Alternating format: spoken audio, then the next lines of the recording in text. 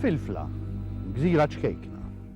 Malta and Gozo so dominate the Maltese archipelago that there is a tendency to overlook one of the smaller islets in the group, Filfla. Although it has never played an important role in our history, it has a charm of its own. Throughout the years, Filfla has inspired the poet, the artist, the historian and the nature lover. It proved to be a haven to our local heritage. Filfla lies about 5 kilometers south of our Lapsi. Throughout the centuries, it survived storms, winds, rain and countless bombardments.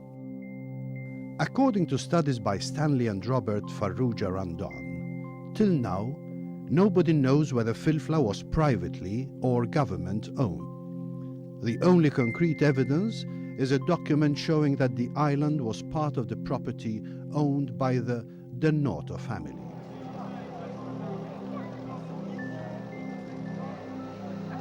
Tourists often like to take a closer look at the small primitive island which blends majestically with the blue Mediterranean Sea.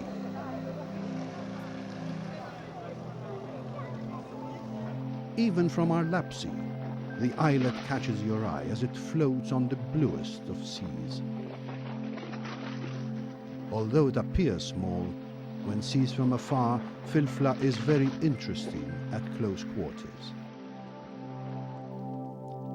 The sea between Filfla and the coast is known as the Congreve Channel. This was christened after Sir Walter Norris Congreve, then British governor of the Maltese Islands. He was so fond of the island that he insisted on being buried in this part of the sea, and one can still find a monument commemorating his burial close to the Mnaidra temples. In spring and early autumn, the sun and the sky contrast with the rugged cliffs which surround the island. Throughout the years, philologists have wrecked their brains on the origins of the word Filfla. Some say that the word Filfla comes from filfel, which is a Maltese word for pepper seed. It is suggested that this has been derived from the Arabic word filfil.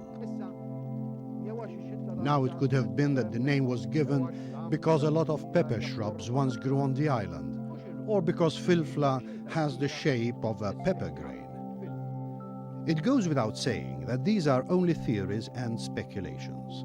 It is interesting to note, however, that on very old maps, including one found in the Vatican Museum, the islet is referred to as Pipa Insula. We managed to find 2 other maps showing Filfla. The first one, by Coronelli, dates back to 1689. Coronelli was the cosmographer della Serenissima. It is important to note the size of Filfla and the inscription close to it, Isola dei Lepri, which means the island of rabbits. It is said that the Knights of St. John had released a number of rabbits on the island for hunting purposes. The second map, by Baptista Homan, shows the island of Filfla dating back to 1740. In the Codice Diplomatico, Pauli refers to the islet as Folfola or Folfla, and Dallarnica, in his book Lexicon Topografico Siculus, calls it Forfora or Forfura. Il-gżira ċkejkna. The small and interesting islet of Filfla has always fascinated me. I went there for the first time in 1963 to start my first survey. In 1965, I took a team with me to make an even more detailed survey, consisting of Filfla's natural aspects, geological, as well as historical. Among other things performed in the survey, we managed to measure its length. It is evident that Filfla used to be larger during Neolithic times and after. We found the length to be 941 feet. Its widest part was found to be 232 feet, whereas its highest part was 205 feet. This was in 1965. xogħol ieħor li għamilna f'dan is-survey. There were other aspects that we tried to study. We tried to find the foundations of the old chapel that was on Filfla. Unfortunately, we did not succeed. We only found some stones that we presume formed part of this chapel, which was part of a cave. We also tried to locate a spring that used to be on the island, up to at least just before the Second World War. We also dived around the island. There were several types of fish and flora growing there. On Filfla, we found two very interesting items. These were passed on to the museum. One of the items consisted of a piece of amphora that, according to the curator of the museum of the time, was related to the Roman period. The other piece was a cow's bone. Filfla measures 350 meters at the base and approximately 700 meters in circumference. It has a sort of plateau which is about 60 meters above sea level on one side and 50 meters on the other end. The length of the plateau is 280 meters, and at its widest stretch, it measures 57 meters. The 1856 earthquake that hit the Maltese islands caused the larger boulders to reach the bottom part of the island. Filfla was one time a high ground feature on the southeast coast of the mainland, but was turned into a solitary platform by the Malta fault. This geological defect extended from Ishaqqa to Arlapsi and to Torre Hamria, a distance of about 2 miles. It continues towards the north to Fom el-Rehan, eastwards to Benaiza. One finds two huge rocks to the southwest of Filfla. These are known as Shutul Gbir and Shutu Izzair, the former being known also as St. Mary's Rock. According to Farrugia Ramdan, there used to be a passage between this rock and Filfla. This does not exist anymore, since the huge boulders that fell from Filfla's cliffs completely covered this passage. In bygone times, a chapel dedicated to the Assumption of Our Lady was erected after a great storm which occurred on the night of the 24th November of 1343. This chapel offered refuge to seamen caught out at sea during storms. Seamen used to pray in this chapel, dedicated to the Virgin Mary, Star of the Sea. The chapel, which was located towards the east, consisted of a large cave protected by a stone facade. According to Boffa, it was adorned with votive offerings of fishermen, 2 old brass candlesticks, an old painted canvas with an azure background, as well as a unique triptych painting of the Assumption of the Blessed Virgin. It is believed that water, wine and wild rabbits used to be left on the island for any storm-stranded fishermen.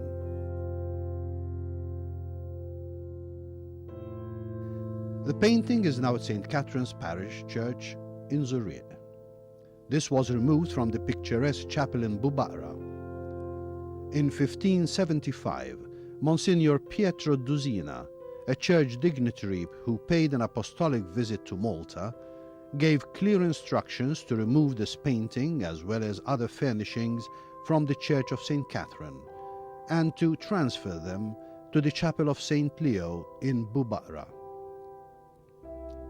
The belongings were transferred in 1593 as they were in continuous danger of being stolen by the Turks. According to Buhajar, in his book Iconography of the Maltese Islands, says that the saints were St. Paul and St. Leonard. Il-gżira ta' Filfla hija marbuta direttament mal. The island of Filfla is tied up with the visit that Monsignor Dusina made to the Maltese Islands in 1575. On instructions from the Holy See, Dusina had to file in a report about the state of the Maltese churches. In fact, he visited every church. and performed a detailed account of all the churches that existed in those times. It was through such reports that we came to know that Filfla had a small chapel dedicated to the Blessed Virgin, the Assumption of Our Lady. Although Dusina did not visit the chapel, he had a close connection. This was because when Dusina visited the chapel of St. Cleo at Bubara, the chaplain of the chapel, Don Antonio Bartolo, who was accompanying Monsignor Dusina, told him that in the vicinity of the St. Cleo chapel there were fields supporting the chapel on Filfla. The chapel of Filfla was referred to as a beneficiary chapel, and the beneficiary, Don Nicole Bourlot, was paid 10 ounces of silver from these fields. When Monsignor Dusina saw the bad state of the chapel on Filfla, he decided to abolish this benefice and to desecrate the chapel, since only few fishermen were attending Mass as well. Dusina ordered its benefice and furnishings to be transferred to the Church of St. Leo at Bubara. Today, the altar of the chapel of Filfla is found in the chapel of St. Leo. On visiting the parish church of Zorriet, one could still see the triptych that was once present in the chapel on the island of Filfla. The clear waters hitting the pebbles provide a unique contrast that is hard to define. The waters around Filfla are so clear that one can easily observe the seabed. Filfla had been used by Turkish, French, English, Italian and American warships to train cannonball shooters. It is thought that it was the French who first recognized its utility as a target. The bombardments increased greatly between 1945 and 1970, when Filfla had to suffer the powerful guns of the NATO fleet, the British Naval Fleet and the Royal Air Force.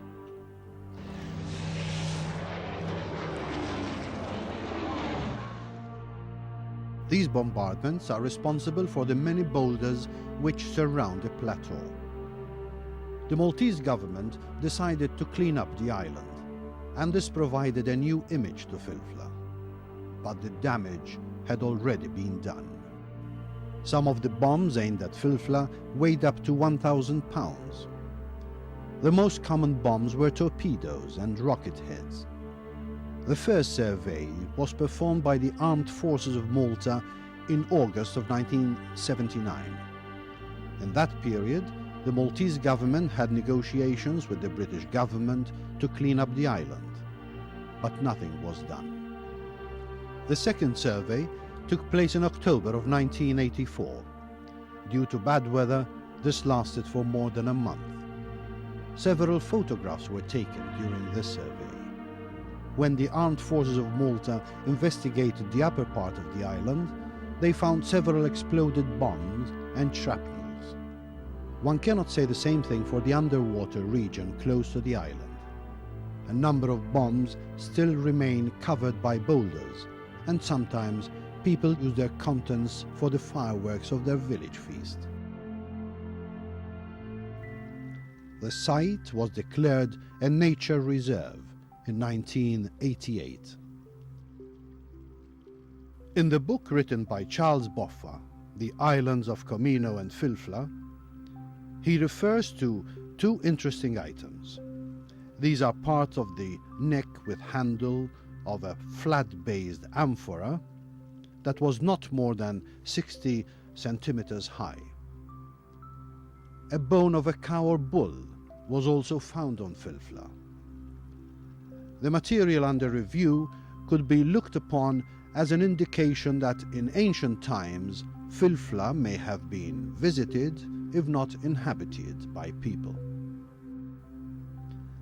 Up to about 60 years ago, there was a natural water spring on Filfla. It was known by the local fishermen as Kattara. In 1761, the Knights of St. John of Jerusalem ordered the blasting of the spring with gunpowder, since it provided a refuge for pirates and bandits. In 1863, a certain C.A. Wright, wrote that he had found a considerable amount of spring water on the island. This confirms that the previous attempt to terminate the spring had failed. It was destroyed only 6 decades ago by the heavy bombs of the British fleet and the Air Force. This is again confirmed in the book Bird Studies on Filfla by Sultana and Gauci, who had found traces of water oozing out of the blue clay layer.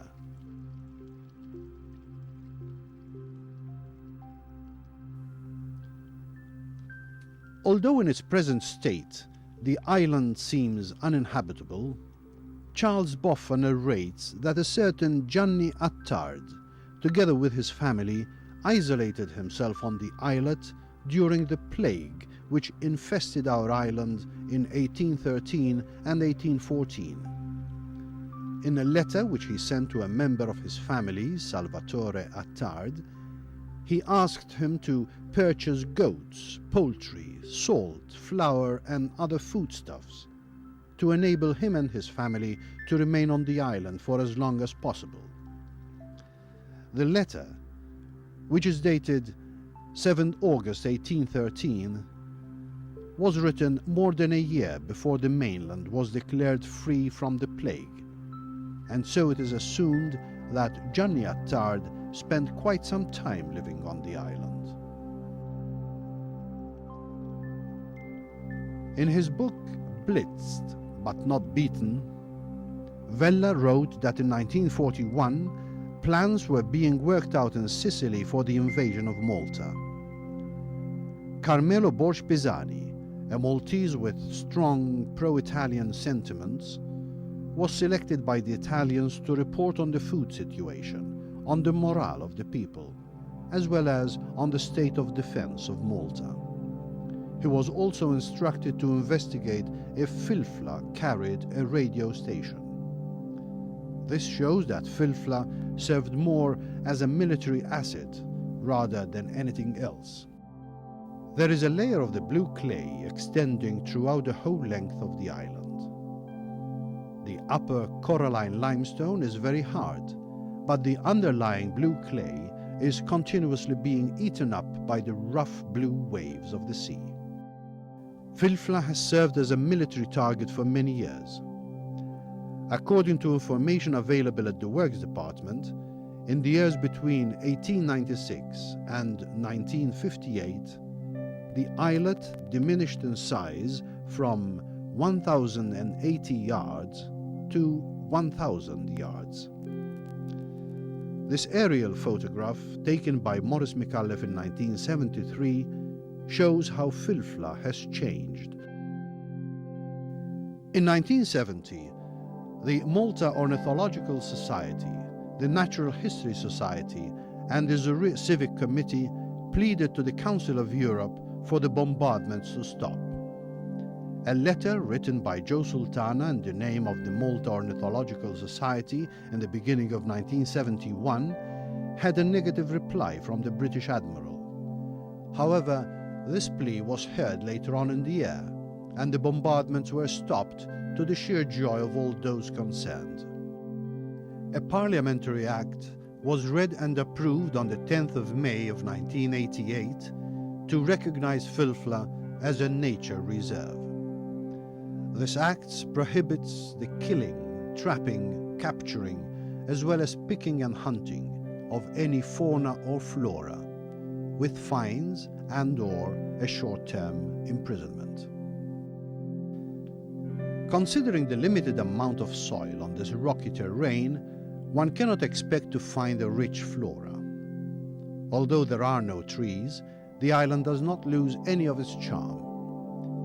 Fishermen from Oued Zurich used to collect some of the vegetation of the island, dry it, and then sell it to the local bakers. One finds around 26 types of plants that were observed or are still present on Filfla. These plants are at their best in the months of April and May. The Maltese wild leek grows to a height of 70 centimeters and has a spherical head clustered with small violet flowers. The flower rarely reaches a diameter of 3 centimeters.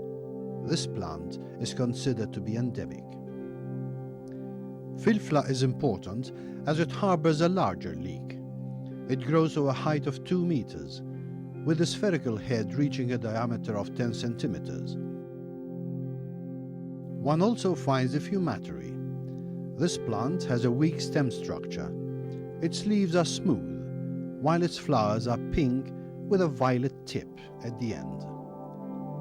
The squirting cucumber is found all the year round.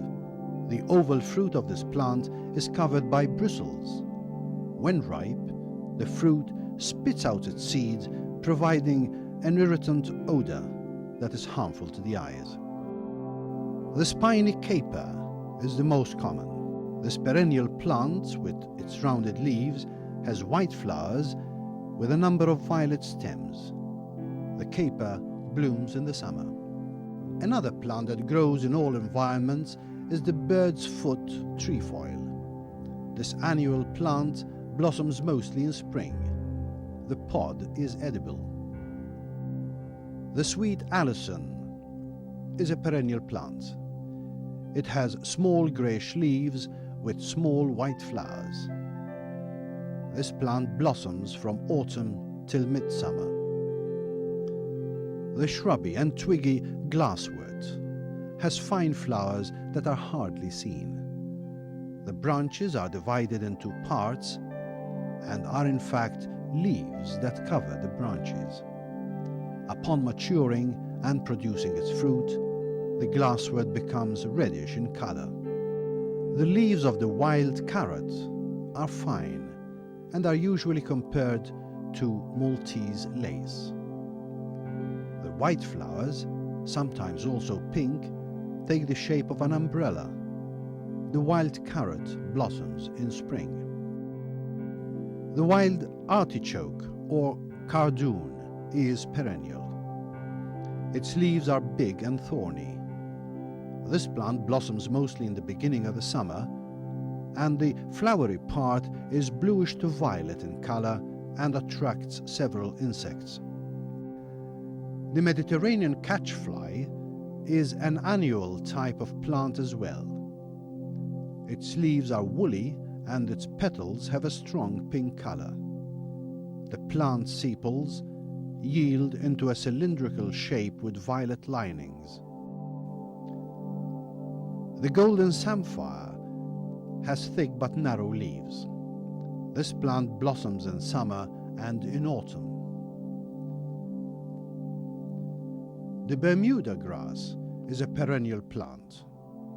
It grows only to a small height and blossoms between spring and autumn. This type of plant is most commonly found in the Maltese Islands. The silver ragworth grows to 1 meter in height. The leaves are mostly thick, with a green color from the upper side and a grayish white from underneath. This plant blossoms from the end of spring till the beginning of summer.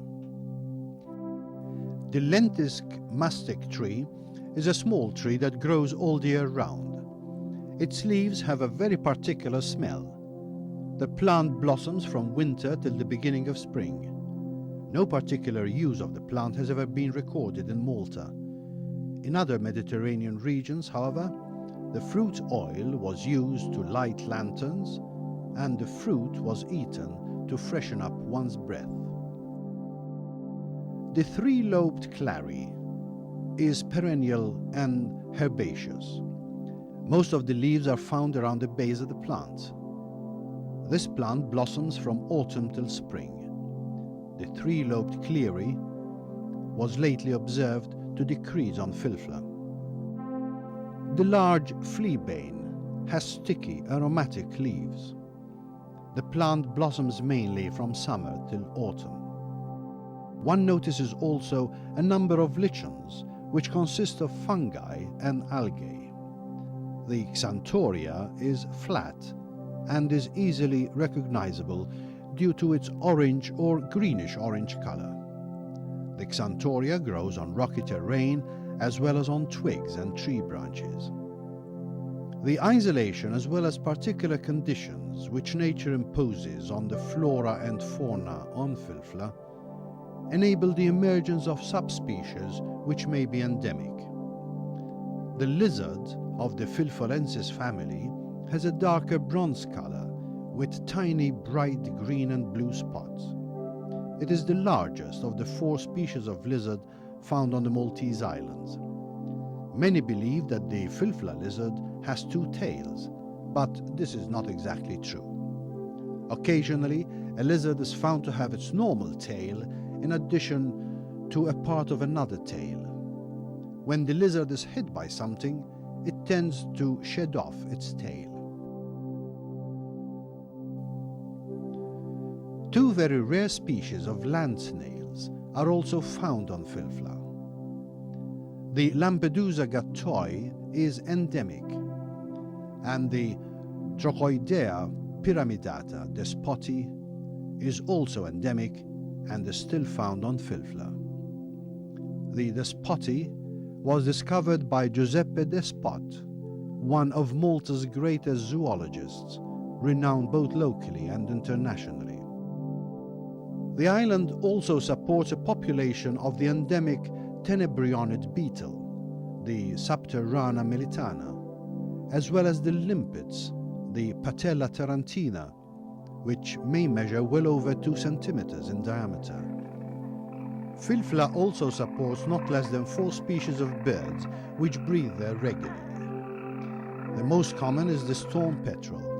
The storm petrel grows to between 14 and 17 centimeters.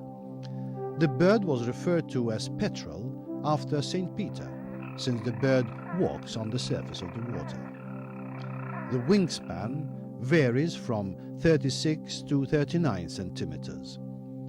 The storm petrel is found from March till September, and it is usually out at sea, returning by night during the nesting period. The nest is among the rock crevices on Filfla. Lately, it was found nesting in Gozo as well. In the 18th century, Agius de Soldanis wrote that this bird used to nest at a place known as Ar Ilma in Gozo. The storm petrel lays 1 egg in May or June, and the nestlings leave the colony in September. Another resident of Filfla is the Chorus shearwater. This bird grows to between 45 and 56 centimeters. The wingspan varies from 100 to 125 centimeters.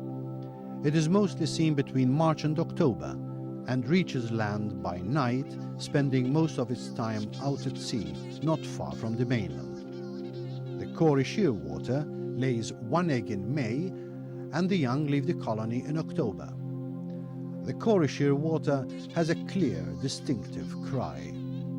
After the nesting period, the Chorus shearwater leaves for the Atlantic through the Strait of Gibraltar. The yellow-legged gull grows to between 55 and 67 centimeters. The wingspan varies between 130 and 158 centimeters. The gull is seen all the year round, but mostly in winter. It usually stays in small colonies and lays from 2 to 3 eggs in March. The youngsters start flying at the end of May and take 4 years to become adults. The Mediterranean, or Manx shearwater, grows to between 32 and 38 centimeters. It has the same characteristics as the Chorus shearwater, both in structure and behavior. The difference lies in size and color. The wingspan varies between 78 to 89 centimeters. The Manx shearwater is seen mostly from December till July. The bird lays 1 egg in the rugged terrain of the island in March, and the young leave the nest in July. Some ornithologists have observed the grey heron and the red heron, as well as the little egret, flying in the vicinity of Filfla.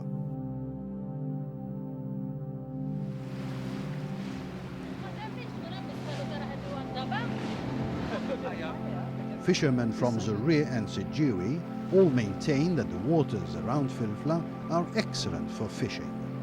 About 75 meters to the north of Filfla, one finds a reef, a haven for marine life.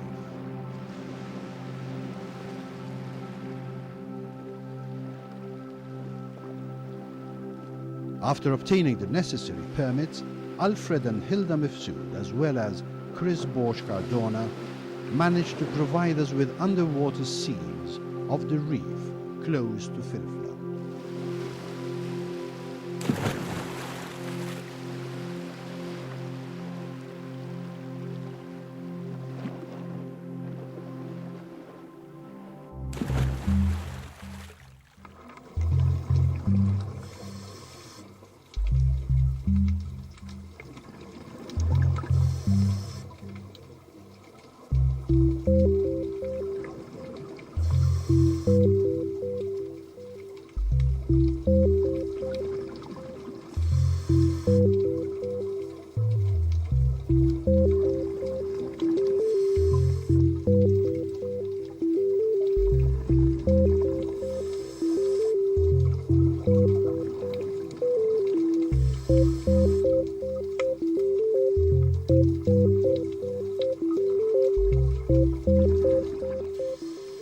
One finds a number of caves and crevices around the reef, together with a variety of fish like the peacock wrasse, the blue damselfish, and the royal damselfish, that seems to be a king among his servants.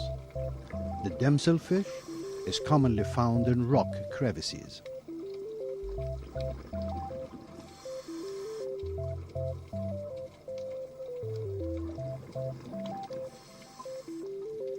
One could also notice the saddled bream, with its silver color, that associates itself with something precious and delicate.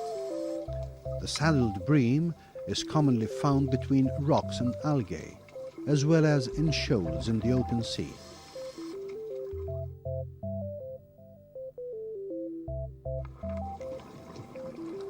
In this shoal of saddled bream, we can also see a crafty old white one in its hiding place.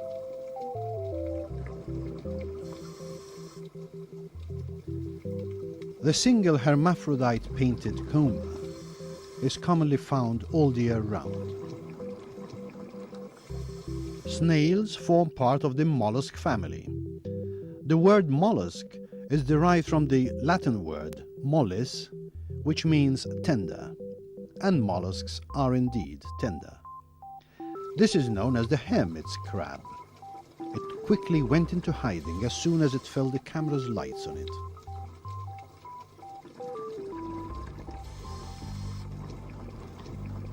It was here that one of the divers noted a bogue not swimming properly.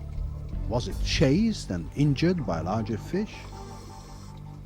On close inspection, you can see that its tail was badly shattered.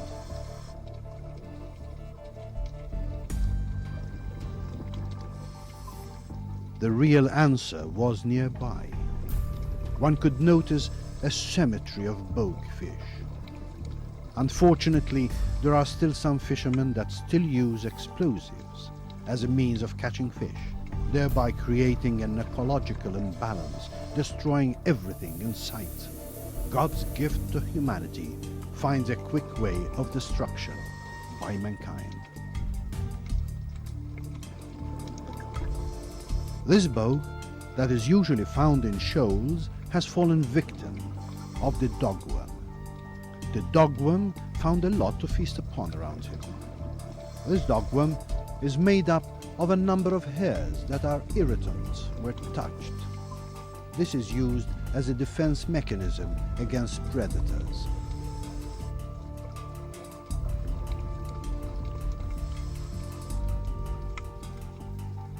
Before leaving this part of the reef, the divers managed to shoot a macabre scene. The way that these dogworms managed to wriggle around the saddled bream is horrible.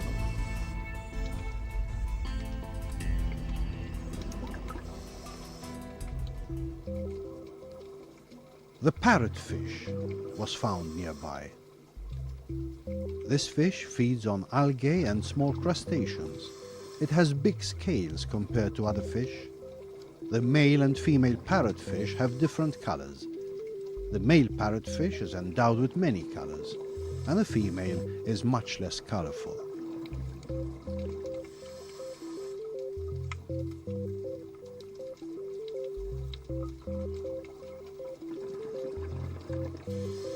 One also finds the echinoderms. The word echinoderm is derived from two Greek words, echinos, which means thorns, and derma, which means skin. The red star is found in shallow waters.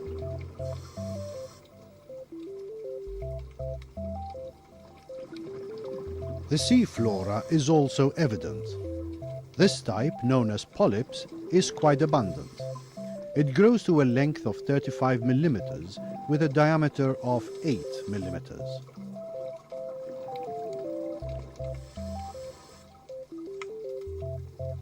This type of alga grows up to 100 millimeters. There is no regular form and color, and it is usually between pink and red.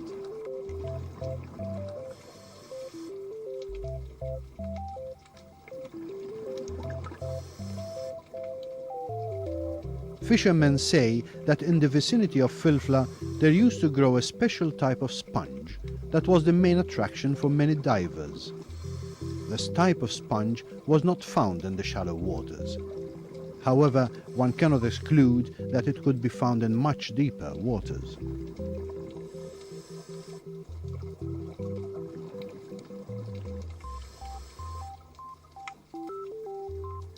The black sponge is found both in shallow and deep waters, where waters are clearer and with more current. This type of sponge is very common.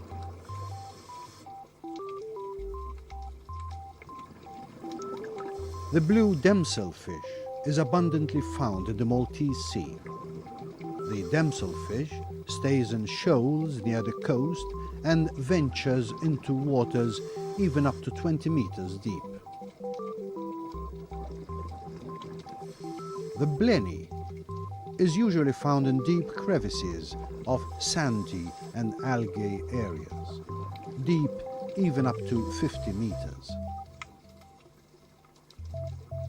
One finds a lot of bombs around Filfla. Some of these bombs are embedded in the sand.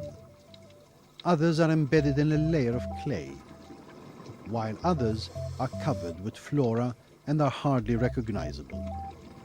Some of the bombs are still intact. This is because they have been lying on sandy areas, and when the sea currents develop, the bomb rolls on itself, not allowing any flora to grow on them.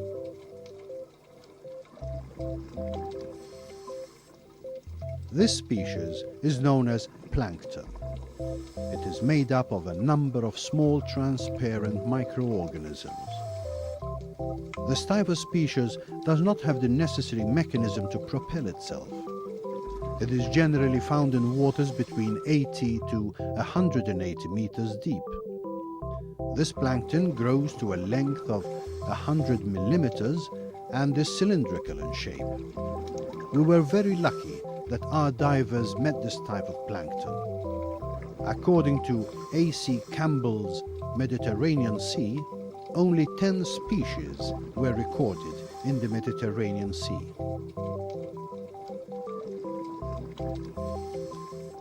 This scene will fascinate you.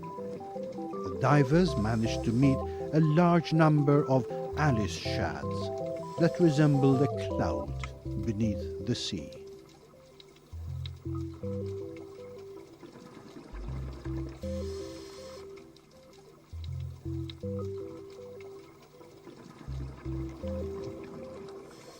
It was time that the divers returned to the surface. But wait, there is something else. This jellyfish, that falls under the Coelenterate classification and the main Scyphozoa class, is carnivorous. The word coelenterate is derived from a Greek word meaning thorns. The prey may consist of small fish or plankton, as well as prawns. Prey is captured by means of the tentacles near the mouth. Above the tentacles, there are hundreds of specialized cells with fine hairs. At the touch of one of these cells, a long hair is triggered to catch its prey. The color is usually between green and brown. The green is due to the algae present.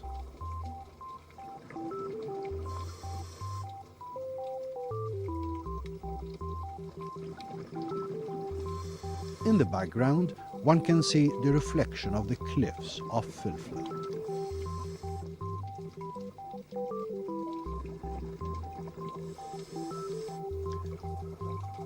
The diving stops here. We are sure that there exists other types of fish, mollusks, coelenterate, and other species around the reef. The intention of the producers was to provide an insight of what the reef close to Filfla offers.